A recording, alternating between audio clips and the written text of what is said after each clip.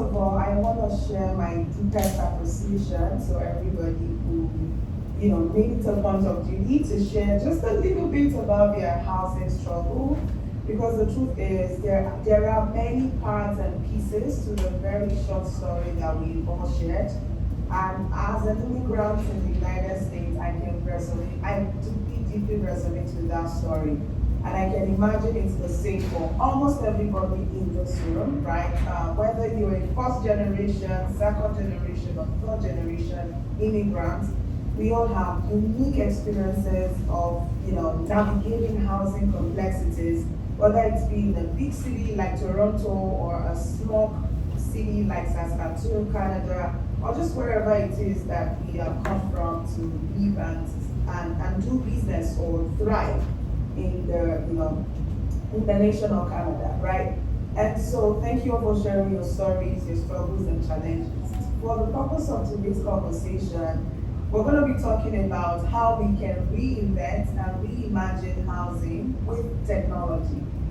Everybody shared their unique challenges and struggles. These are real stories. These are real concerns. And so that this can be very interactive, please indulge me when I ask questions or call you out to answer some questions as we go along. It's really to ensure that this is really engaging and productive for everybody. Everybody shared different housing struggles, right? But it's really interesting that there's AI today, yet these challenges still persist. So my question for everybody is, despite that we have AI, we can talk to ChatGPT, we can talk to Claude, we have all these amazing tools, right? But these challenges still persist. So I think my question for the audience is, what do we all think is the missing piece? Yes, I have my content. Yes, I have my thoughts. Yes, I have my ideas. But I want to pose a question to everybody. Despite the prevalence of technology today, despite the prevalence of AI-enabled infrastructures, why do we still continue to battle with this same very old, archaic system behind how we find housing today? Anyone who wants to jump in and answer that question? Or just your thoughts? Anyone?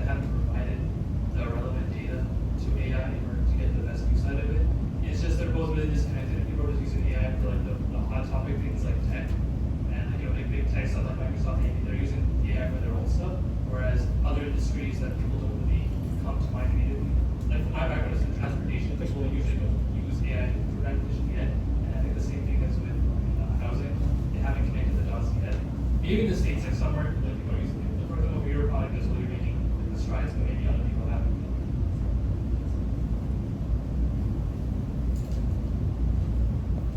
Anybody else want to answer the question? You might be reading the question, VM.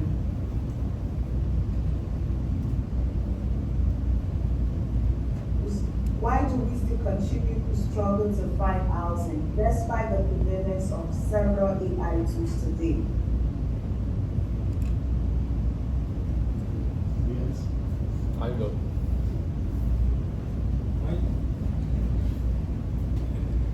Okay, so the idea I had was pretty much similar to what you mentioned. I would imagine that there are not so much information about current housing opportunities goes out. So regardless of if you see there the right way or wrong way, you will be able to just sift out those information that the person would really require.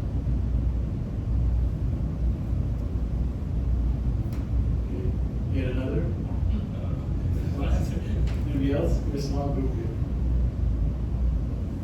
Yeah? Andy? Okay.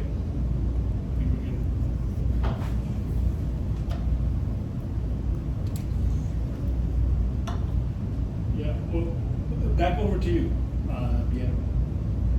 Okay, sounds good. Thank you everyone for chiming in. So the problem isn't that we don't have AI tools. It's just really that something is missing, right? And there's no intelligent system behind innovating for housing particularly. And for me as a housing operator, one of the things I've noticed is when context is missing, output becomes a problem, okay? When there is no context, output becomes a problem. And so it's not that we don't have housing inventories or people don't have real housing struggles, but the first problem is data, right? We need to have a situation where these infrastructures are built specifically using human context, using specific data, and using predictive intelligence. So now let's cut all the big terminologies and simplify this for everybody in the room. Can we move to the next slide real quick?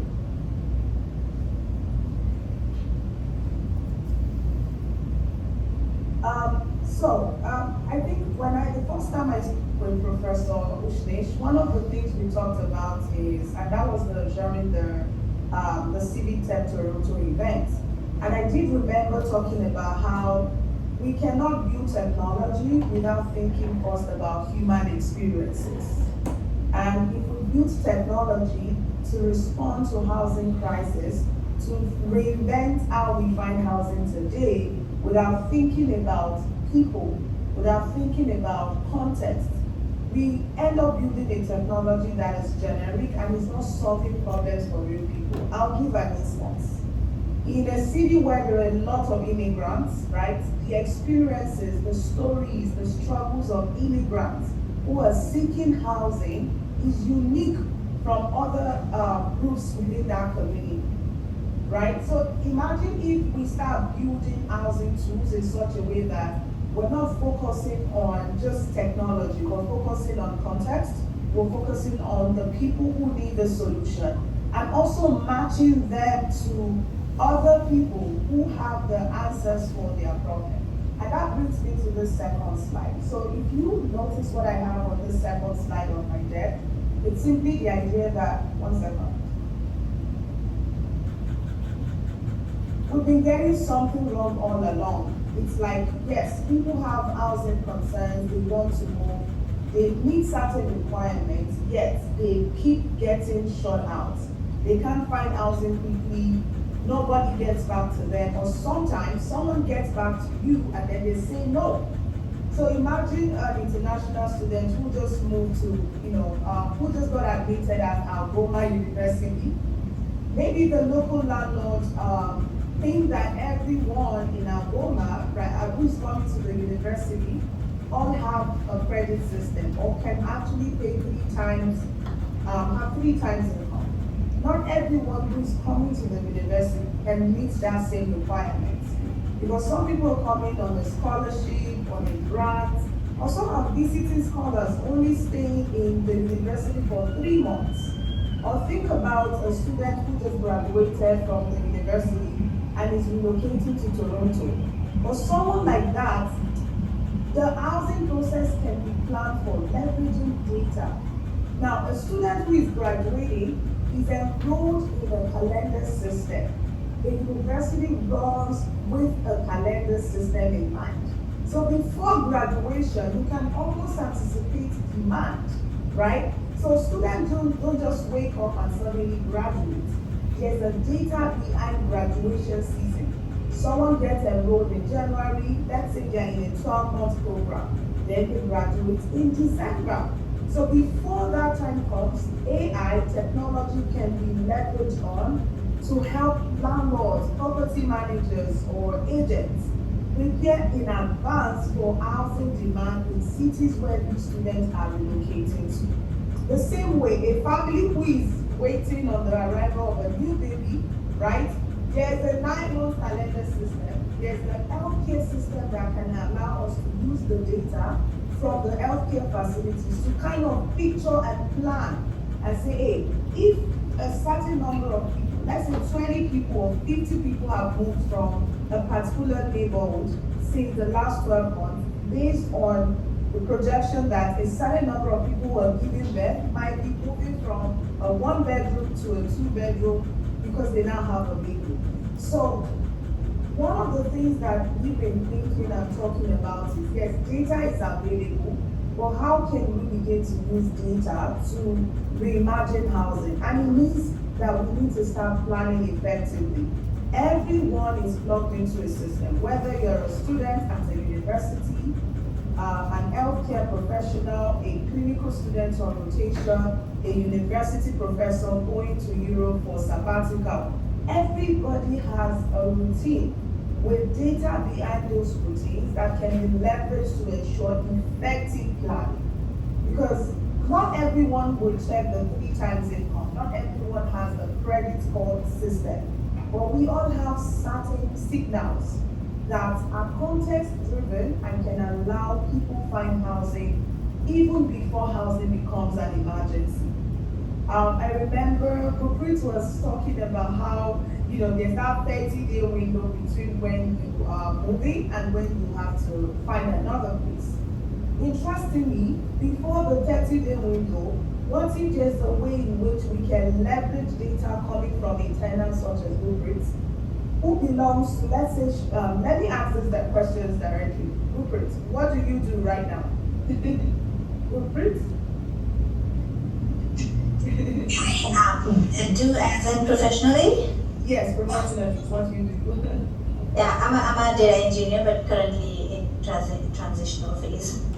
Great, so she's a data engineer. You are a data engineer, right? So you work with a company, yes or no? Like right now, I'm not. I'm in transition. Okay, nice. Now, let's imagine that Gurpreet is, if I did not pronounce your name correctly, call my attention, okay? So let's imagine you're transitioning into becoming an entrepreneur who also leverages data to help other business owners. Now, I imagine that in a city like Chicago, for instance, there are accelerator programs for new business owners. Now, as you're joining these accelerators, it's like a contained environment for you to build your business. Now, you being integrated into that kind of verifiable, trustworthy organization as a data engineer says a lot about the kind of person that you are. For one, it removes the trust gap. It tells us that, okay, Gurpreet is building something, she's a data engineer, she's plugged into an important ecosystem where she's building a business.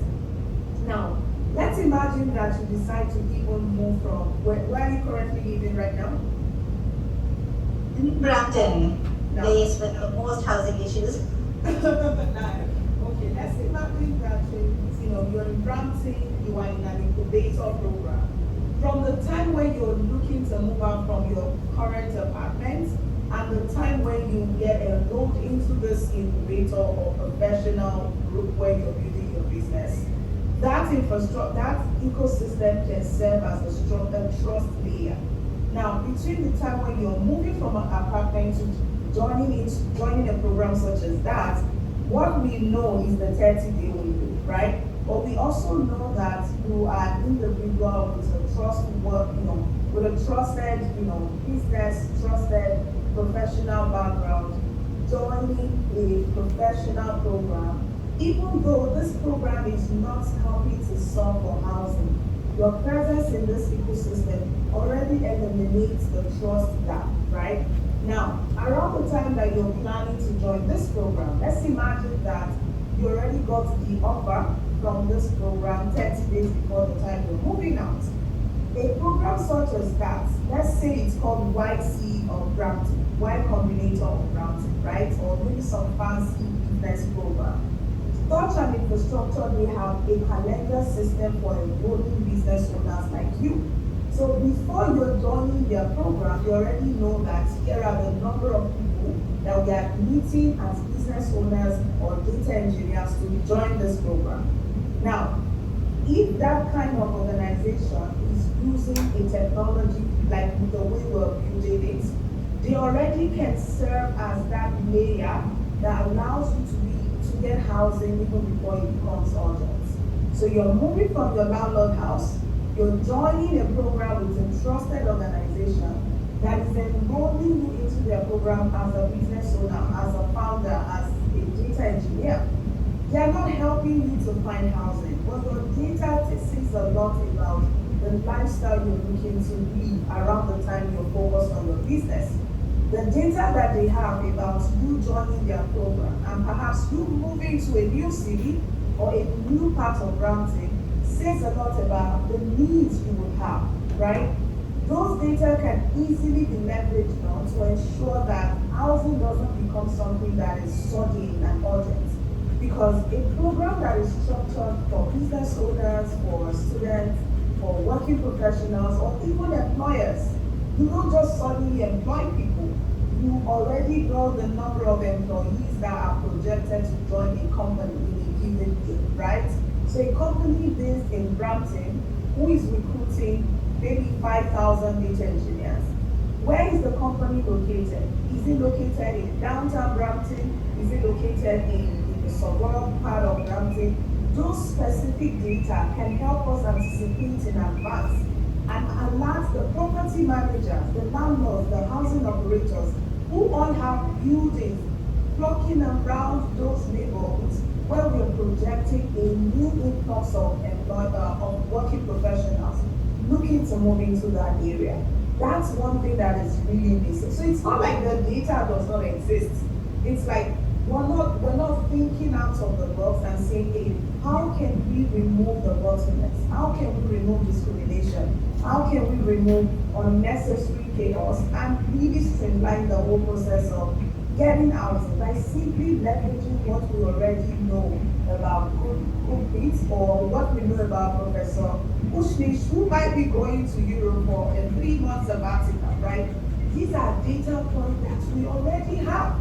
So the landlord doesn't have it, but the infrastructure, the ecosystems that are already existing, where you as a data engineer or professor as a university scholar already has trust and has already been plugged in over the years. So I think we need to come to a point where, yes, Civic Tech is really meant to be. I think my old picture of what Civic Tech really should be is really about using different infrastructures to better the lives of everyday people. So the universities exist. We're not just existing to be that citadel of education. We're existing to bridge the gap between the gown and the society, or the ivory tower and the lives of everyday people. And if we start thinking about how institutions like the university system, the healthcare systems, the legal systems, and all these existing infrastructures that we know our lives are constantly going to be entangled with, how can we leverage them to improve access to housing?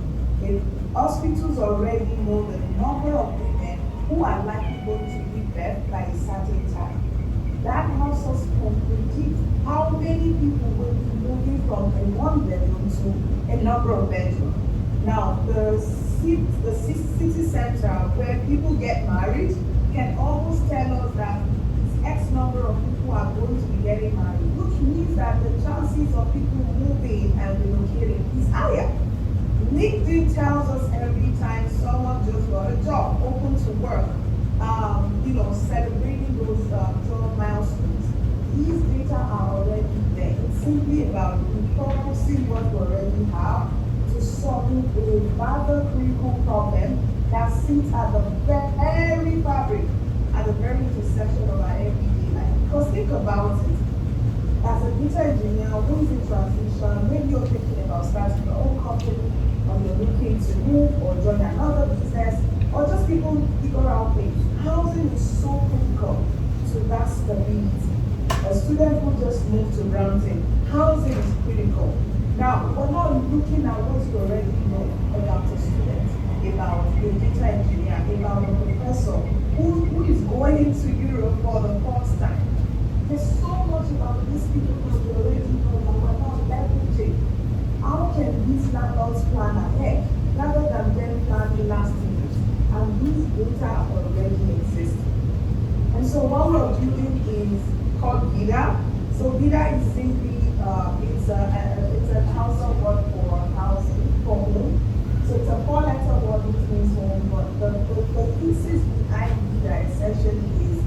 housing should no longer be about credit score alone. We're not saying that credit score is wrong. Housing shouldn't just be about that. Housing shouldn't just be about 3 times income. It is more than that. So I want to run through the rest of the slides quickly and wrap up so that we can take questions. So, I said everything already, and I just also want to echo the fact that the proof of commitment is already there. A university professor like Professor Osnes, who is going to Europe, he is already a verified person who belongs to the university, right? So he's not someone who's going to run away. Why put him through lots of bottlenecks to get a 3-month apartment somewhere comfortable for him to complete his sabbatical or his project abroad? Why put him through that? Because someone like him is committed to a system. He's committed to an existing ecosystem where he's built his track record, where he has his data. And as he's finishing his program, wherever that might be, he's definitely moving back. So for someone like that, credit score doesn't tell you anything because it's not relevant for his trip in Europe. What is more relevant is the other signals that he carries. Why is he coming to Europe? What kind of document does he have? How long is he going to be in Europe for? All these signals are already present using the data that he has from an affiliated organization in Europe where he's doing sabbatical or some other project. So those documented proof can be leveraged on to ensure that yes, the landlord in New Zealand or Netherlands or maybe somewhere in France that is renting to Professor Hushnish already knows that yes, his credit score is not relevant, but 3 months is what he's going to be staying here for. And because he has a defined reason for being in Europe, he's not going to run away. He got through the visas already, right? He got through the port of entry. He's going to stay, he's going to pay, and he's going to be committed. So the commitment is already there. It's like we're not looking at these things, we're focusing on the wrong things. And let me just also conclude by saying that you already, as a tenant, you probably already know that lots of frauds happen, right? Sometimes if you're looking for housing, there is Facebook fraud, there is Craigslist fraud. Fraud is happening everywhere. But you cannot actually intentionally commit fraud leveraging a verifiable ecosystem. Yes, the chances of using the name of a university to commit fraud based on verifiable data, the chances are slim. But the chances of someone who has a good credit score to not be a good tenant is higher. Because you can just be paying the minimum on your credit and just keep your credit at a particular number. That doesn't mean that you're going to commit to a lease or that you're a good tenant. But what we know as verifiable information or data are the fact that yes, this person belongs to a school, this person is a founder who is building a business and is registered or is a part of a registered organization, the Chamber of Commerce in Brampton or another verifiable organization. Let's say they belong to a spiritual organization, maybe it's a church, it's a mosque, or even other religious centers, right? Because people always operate in smaller groups, right? So we all have groups, smaller communities, the Indian Student Association, all of these groups exist, the African Student Association, the Nigerian Student Group. These are verifiable micro ecosystems that we can begin to leverage on to increase access to housing. I can imagine that if someone is moving to your city retreat, a friend of you will text you before they will go to see you. They're probably going to text you and say, hey, I need a place in Brampton, right? Because you are like their intelligence layer. You're seen as that person who knows the city more than them. And because they don't understand Zillow and everything on apartment.com or whatever the platform is, they would rather speak to someone like you who understand the system, right? So when my major, I think my message today is data exists, but we're not using data to do what it should be doing. The trust infrastructures already exist. We just need to recapture existing data, recapture existing trust infrastructures, and also use smart intelligence to build technology that solves housing at scale in a way that makes sense for everyday people and removes bureaucracies, removes complexities, especially for people, especially in the immigrant community and beyond, for people who are moving newly to a new city, moving out to another city. We need that flexibility. But again, there are landlords who can rent to people like us. There are landlords who are immigrant friendly, but if there's no technology that can find them and connect them to the tenants that they understand, like every other person, how they even get housing, how can they also rent their apartments out. So we're sitting at that very intersection where we're saying that everybody deserves a fair chance, especially once they pass that, then, once they can prove to you that they are committed, they are verified, and they belong to, systems where that can be trusted. So, last slide, and then we can wrap up. I just want to echo again, sharing my own personal story, and just using this one line, saying that housing is the first door. When we don't have stable housing, whether we could actually, Professor, I know you probably have bought your home in Brampton, correct? Right? I live in Oakville. Okay, in Oakville. Yeah. I believe you bought your home in Oakville, correct? Now, if you have to move to somewhere in Nigeria, for instance, for a 3-month project, you can take your home with you. Is that not correct? So imagine the bottleneck of being a homeowner in one city and then moving to another place and being broke out. That's the complexity of housing. If you own a restaurant in another city and you go to another city and you don't own a restaurant, you're just gonna enter. Yes, Lagos is a beautiful city, right? And then you own a restaurant, let's say in Oakville, and you go to Lagos and enter another restaurant. No one is profiling you. No one is over scrutinizing you. The process to getting food and getting so many other things seems to be easier than the process to securing housing. And housing is the very foundation of a better life, better access to jobs, better access to economic opportunities, or even overall mental well-being. I imagine that if I did not have landlords who took a shot at me, who taught me that housing can be better, who taught me that housing can be better, how could I have gotten to this point where now I'm, helping tenants and helping landlords, and I'm thinking about making the whole process of securing housing better.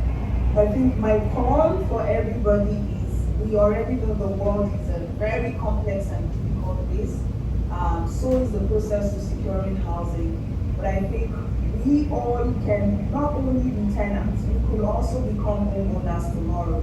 We could also become landlords. We could even be renting from landlords to help people find housing. Because one of the things we also teach is, beyond helping landlords find tenants, we teach everyday people like Gurpreet and myself, or other young people who have a burden for solving this problem. We teach them how to approach landlords, talk to landlords, convince landlords in their communities, so that they become the trust gap for other people who look like them, who are coming behind. So that if there are 20 more Gurpreet coming to Brampton, Gurpreet can be that person who is building, who is like the trust infrastructure for every new person who's coming from the city or from before they, after you have moved to Brampton. So that's one thing we're also teaching. We're saying that landlords can make money from this whole process of renting their properties. But what if a landlord has multiple properties and cannot survive managing everything on their own? Technology cannot remove the role of humans. And so we're building a technology that solves this problem at scale, but we're also creating passive income streams by teaching younger professionals, people who already who are in their 30s, 40s, or who just are young and entrepreneurial, how they can build their own Uber, okay, within the housing space. So it's like you're building your Uber, your Lyft. You don't own the property, but you own the trust. You own the credential, and you can be the trust layer for new arrivals, especially for landlords or property managers who still prefer to talk to people who have been in the city for long. How long have you been in Brampton? Good grace. 8 years. How many years? 8. 8 years. That's a good time, because if you've lived in a place 5 years and above, you're not a novice. You know the system, you know the gaps. So if I am coming to Brampton, I would prefer to talk to you rather than go to Zillow or apartment.com. You know why? Because you have gone through all the challenges. You've been able to navigate the systems. You know what works, you know what doesn't work.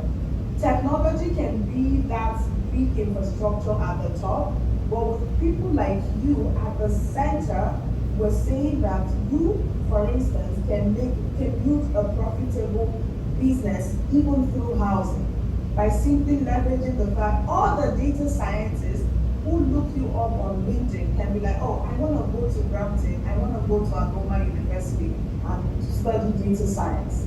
What if the only person they prefer to talk to is you? So simply put, all the students who are coming with student loans, with scholarships, or government funding from whichever country they're coming from, and they prefer to talk to you because of your identity as a data professional, you become that trust layer that is driving them to housing. Meaning you get into your Uber, like an Uber driver would take people to homes, right? But at the end of the day, you build that partnership with landlords in such a way that you are profiting by supporting people and using technology like what we're using, while also helping these landlords in the process. So, we're looking at housing from just landlords, agents, property managers, they will always be the constants. But what if there's a new market? What if there's a new kind of, trust infrastructures? Working professionals, serving, who are just few years ahead of people moving into a new market, who can serve as the direct connection, as the direct trust layer, especially for new arrivals. And also, for the landlords, it helps to ensure that there's faster turnover. There's faster, tenants' interest to placements. Because if you are a landlord and you have 20,000 people applying, and you have 15 or 100 professionals who have built trust in their communities, they remove that stress from you as the landlord. Not that they are agents, but they are leveraging the trust that people in their community have for them to help you fill your units even faster. And the beautiful thing is, these people can also be paid because that's professional service. So I think ultimately we believe that housing is the first door, but there are so many doors that can open to the homeowners, the property managers, the working professionals, and including people who are seeking housing every day. So thank you so much for listening. I know that was quite a lot, but yeah, I can stop talking now and